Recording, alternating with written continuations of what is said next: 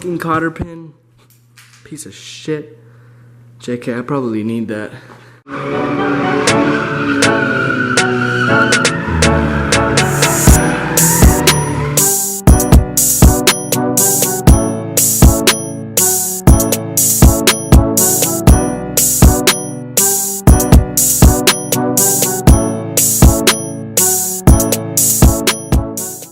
What's going on, guys? I should be doing homework right now, but of course this thing is stopping me.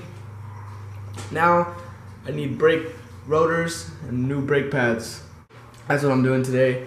I had to go and buy some brake rotors and brake pads. So before I get started with today's video, my boy wanted me to give him a shout out to the Instagram channel. So make sure you guys check out his mini truck and his build. His mini truck crew is going to be Tiny Truck Mafia. So I hope you guys check out his Instagram page. Give it a follow. He just made this Instagram page a couple days ago, I think. But yeah, make sure you guys do me a favor. Give him a follow. I will put it down here in case you can't really read that. I got the new brake pads. Anyway, the new rotors, 2 new rotors, and the new brake pads. That's what we're installing today. So new rotors are on and everything. Looks great. Let's do this. Now we just need to take out, damn, these brakes. These are the old ones. And now we need to put the new ones. Let me see, which one was the bad one? Oh, can you hold this real quick? Alright, so you guys can see the difference between the old one and the new one, the thickness of it. So yeah, this one's I'm gonna be able to brake a lot better, and hopefully won't be making a noise, because the other time I was driving with Marcel and it was making a really loud grinding noise. Probably it was that. Oh yeah, in case you guys didn't see, got myself a jack finally. About time I invested in an actual floor jack. Been using this bunk ass thing that the truck comes with, and apparently it doesn't fit in the front of my truck anymore, which is weird because I'm not as low as I thought it was. But apparently, yeah, this thing doesn't fit underneath the truck anymore. So got a low profile jack. Not saying I'm low, but you know, in case future want to get lower, you know, I have a low profile jack now. Alright, so it's obviously the next day, and last night we finished the other side and everything. It's honestly, changing the brakes and the rotors it's a quick thing. It's pretty easy. I didn't really show the other side yesterday too much because I just wanted to hurry up and get it finished. So I mean, this side maybe I'll try and show a little bit more. All I need is this side and then I'm ready to go.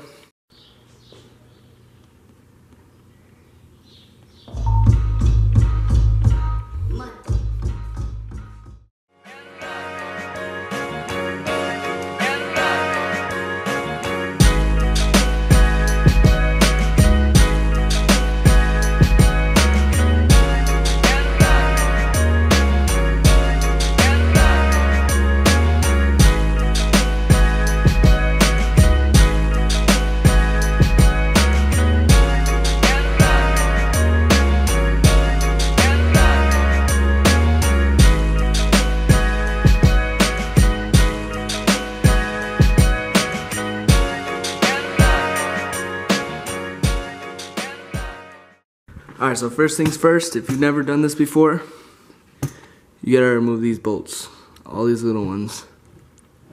They shouldn't be too hard. The other one on the other side wasn't too hard. Just only thing is, I had my dad helping me last night, because if you're gonna unscrew these, you have to have someone inside the car holding the brakes, because look at this, it's gonna rotate every time you get grip on it and you try and loosen. The whole thing is gonna rotate, so someone has to press on the brakes. I mean, you could take the whole rotor off and then take it off, but it's just gonna be more difficult. At least this way you have leverage. Alright, so I had my mom step on the brakes. All of these are loose now to the point where it could be just hand taken off.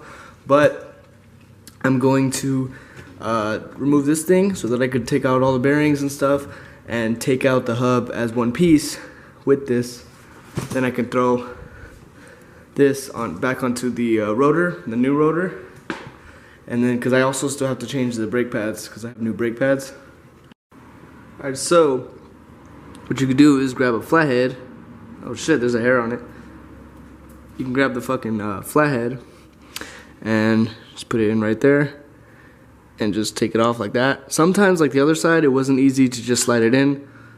So what I did was I put the flathead in like this, and I just got the hammer and tapped it in just to squeeze the flathead in there. But since this one was easy to just go in like that, just kind of pry it out with the flathead. And voila. And then, obviously, you guys can see, there is a cotter pin on there, and the rest is the bearings. It's pretty easy to take off. Just remember which order it was. I mean, I know by now already. I've taken it off a few times already from doing the whole drop spindles and everything, and it was pretty annoying, but now I know how to do it. And so, for those of you wondering why I'm not taking off the caliper first, I'm just taking all the bearings out first, then I could remove the caliper, then I could just easily slide out the whole thing. I like to wait for the caliper last, just me personally. So yeah, you're gonna wanna take out the cotter pin. First I gotta bend them back straight, since I had to bend them kind of curved so that way they don't just slide out on their own. It's kind of how you use the cotter pin. All right, so now let me show you guys real quick the bearing assembly. This thing first. This goes last, the on the outside, you know. Then, wow, this was insanely loose. Actually, no, it's not supposed to be that tight either, but this is after that. And after that, it's this thing. You can take it out with the flathead. It's this like a ring, and then the bearings.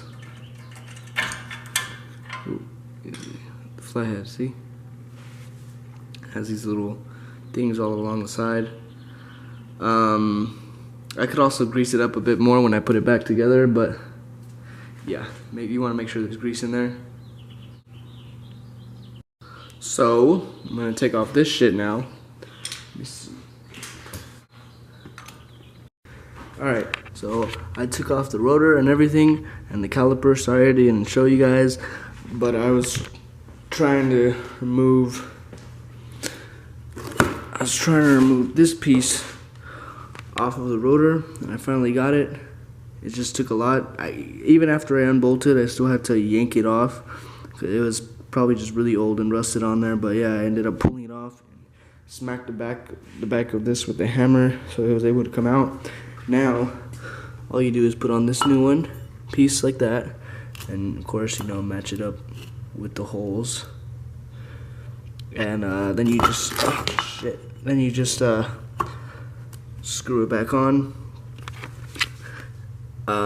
with the screws that the thing came with, and then you're set.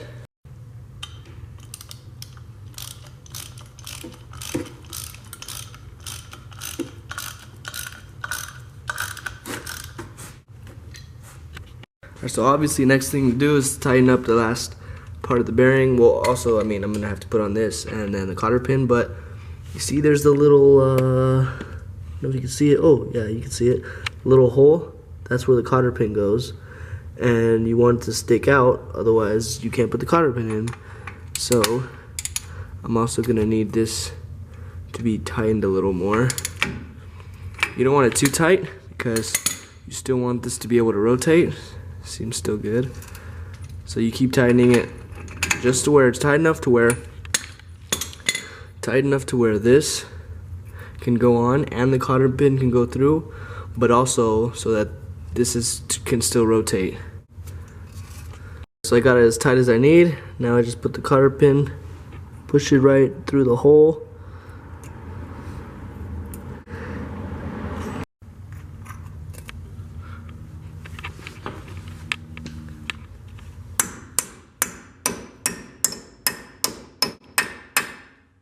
Alright, so on to the annoying part about changing the brakes.